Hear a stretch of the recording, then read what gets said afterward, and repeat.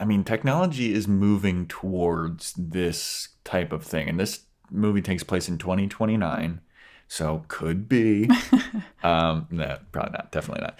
But like, there are amputees that are getting like robotic limbs and they can connect them to your brain and stuff. And then you can move it around Yeah. with like synapses that are firing off in your brain.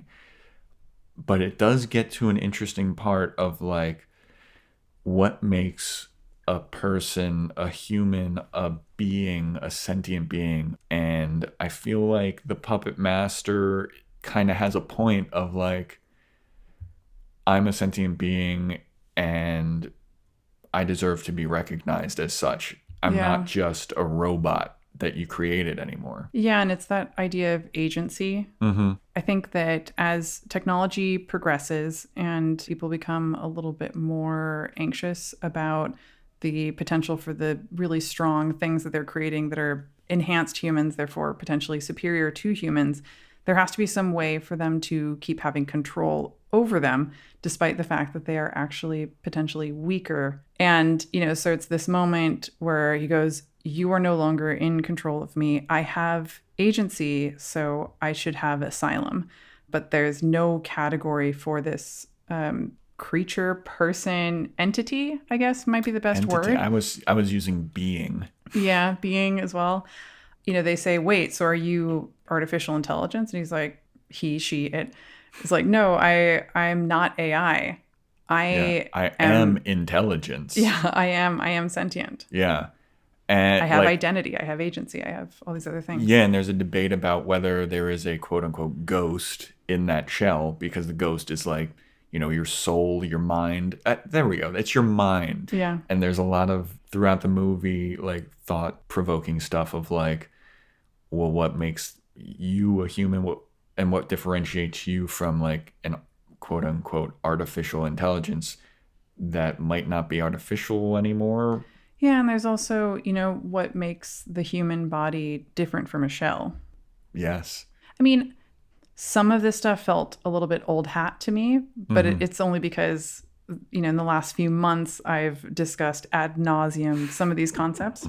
But the thing that was new for me was the idea of accidentally creating sentience in a way that kind of mimics how we know evolution to work.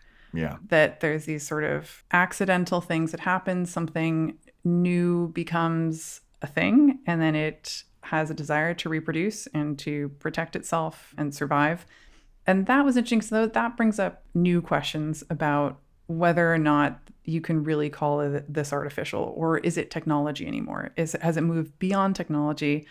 Although it still relies on technology. It relies on the technology of needing a body, needing that shell. Yeah. I think these conversations are more important than like the action pacing of this movie though. Like I think that the point of this movie is to get people to be like, well, let's have this conversation. And the rest of like the plot and like the section 6, section 9 stuff is just, to throw that in there. And we also need to remember like this came out in 1995. Yeah. This was like a big idea movie. Yeah. And it has like had a very lasting legacy. I mean, The Matrix, the Wachowski brothers, or I think that's their names. They were like, yeah, this was really inspired heavily by Ghost in the Shell.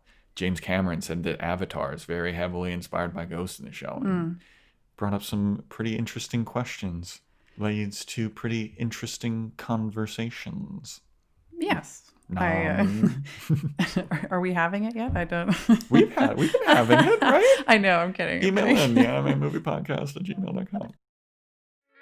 Thanks for watching that clip from the Anime Movie Podcast. Follow the links in the description below to hear full episodes, and please subscribe to our YouTube channel for more fun clips like this.